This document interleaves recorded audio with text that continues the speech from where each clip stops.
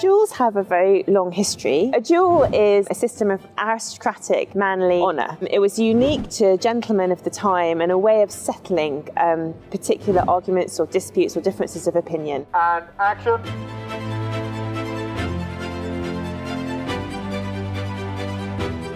And cut. Duels were illegal, so they were fought in private, often at dawn when there was no one else around. They were deeply ingrained in the kind of aristocratic culture that we see in our Bridgerton world.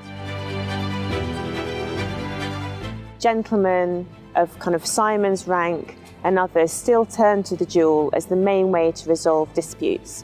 So their arguments might fall over social insults, political differences, but also to do with issues of marriage and matters of the heart.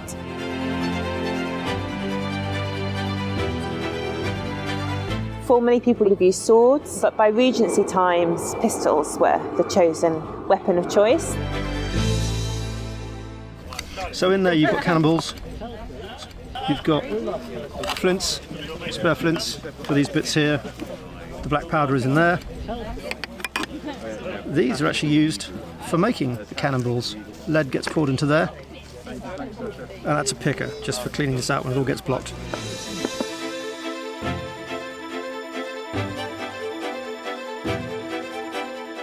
So we're filming the duel in episode 4 between Anthony and Simon. 4, 5, and more. It's brilliant to capture how high the stakes were for these men and how they imposed themselves on these women. The truth is that really these duels were just a game of chicken. You know, the male ego is such, and always has been, that they continue until someone falls away, and unfortunately in this instance that doesn't happen because they're both very stubborn.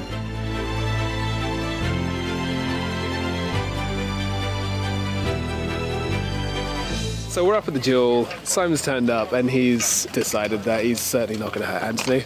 This isn't about any kind of vengeance for him, it's not about preserving his own life, it's about preserving his own honour, his own code, the honour of Daphne and the honour of Anthony himself.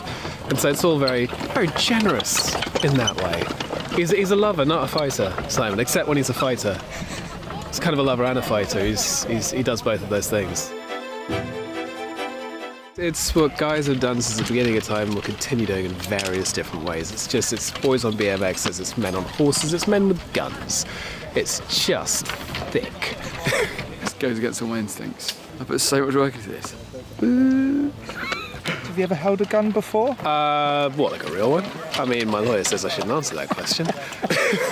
It's my second Georgian duel, though, which is weird, being, I think, 6 years out of drama school? Second time in a Georgian duel. It's not what I anticipated for my career, but this is, I'm starting to dab hand at this particular activity at this point.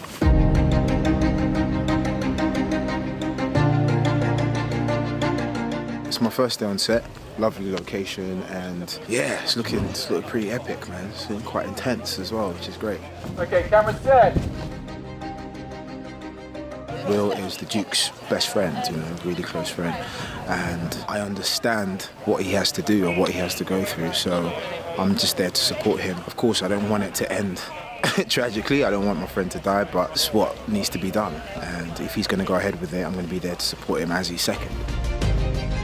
Action sequences are always really fun to do anyway, and when the stakes are that high, the Bridgertons, I think there's a lot of projection of appearance and presentation, and so to see them pulled down to their very basic sort of animal nature, especially for Benedict and Anthony in this moment, I think it's really exciting.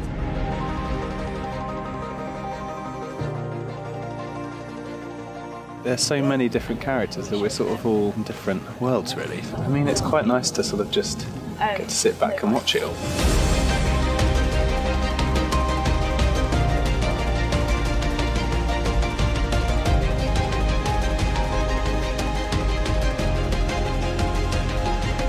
Well, he's lovely. He's obviously lovely, and we'd never want to engage in a duel with him, or anyone for that matter. The way that these are, they're broken down so much into tiny little moments. You can go method if you want to, or you can just have a bloody good time. Mine is very much just, just to lap it up. 1, 2, 3, 4, 5. Okay, camera reset. Straight away, please. Thank you. I think you have phases where you try and sort of concentrate between, and then, well, I mean, sometimes concentrating is counterproductive and sometimes falling around is counterproductive and vice versa. I don't really know what works better. I haven't worked it out yet. We're just about to film the moment where Daphne arrives on horseback, and it's all, it's very dramatic. It's an incredible setting, and so far, so good. It's all about health and safety. The stunt performer, which is Frankie, very good deal, is a good stunt double for Phoebe. You're just about to fall off a horse. How do you feel? I feel really good. Have you practiced this many times? Yeah, we've done it 20 times already today. I've got a few bruises. It's all for the job. We all have to suffer for art. You've all got to suffer for art. No, I can't take credit. I can't. I really wanted to, but I can't. We've got an amazing stunt lady that's doing the whole thing for me. We've obviously walked the course, make sure there's no potholes, no foreign objects, nothing dangerous in the way. Frankie is a very capable and very, very good horse rider. Got here this morning. I went for a costume fitting first to make sure all my pads fit underneath my costume. I don't want to fall once and rip the whole costume, so there's lots of different adjustments. There's loads of pads and ways of hiding pads under costumes and things. So for example, I've got a back pad on. I don't know if you can see sort of the top of it just there. It's a shock absorbing pad. It shapes my body, it wraps all the way around me. Then I have elbow pads, which take all the shock absorbing out of falling. But also, I'll show you they're like flesh coloured sleeves over the top of them. I've got padded shorts on, which are hip protectors, which also I put extra padding in, this is what's in my elbow. It's a shock absorbing system. So basically when you fall, it'll take the shock out of it. Obviously you do get bruised and sometimes you can land funny, but most of the time, as long as you've sort of prepared yourself well enough, then it's all good and you won't hurt yourself. The horses are all really well trained. I know them all quite well because I've worked with them for a long time, but you just got to put trust in the animal that they know what they're doing as well. I think if you overthink things, then you end up messing up. So all I'm trying to do is get from A to B. And once I'm in my position, then I'll think about the next part of the job. So not to try and do everything in one. Okay, here we go, rehearsing, and action. Rehearse, offset, go on to set, rehearse it through a couple of times, and then off we go.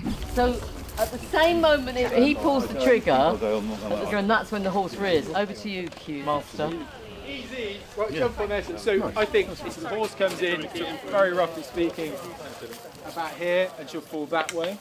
Yeah, and then horse goes that way to there. So she comes in on the horse, rears the horse on the spot, falls on the spot where they've told her to fall, rolls over. Can we sort of like risk it a bit?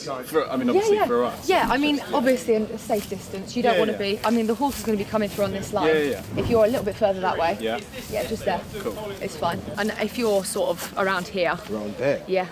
I mean, you can step wherever you want, mate. Right, cool. Right. Yeah, just whatever she'll be going past you anyway, but just be aware. Cool. Cheers. If you want to step out, just do what you need to do. Yeah. Man, you just have to be really conscious, isn't it?